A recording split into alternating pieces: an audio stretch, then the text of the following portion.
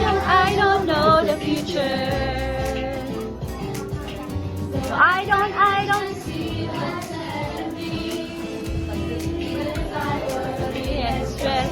I know that I'm still so very blessed because I have a friend who walk with me. And I don't walk alone. He's fiercely faithful. He's more than able. Cause he keeps every little promise.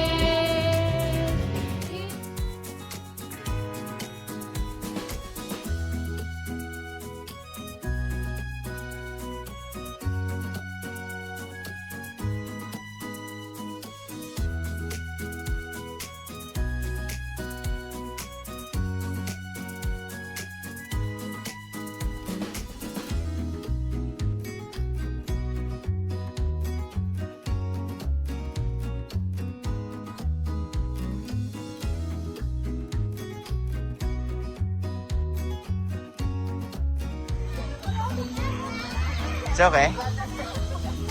Move. Move.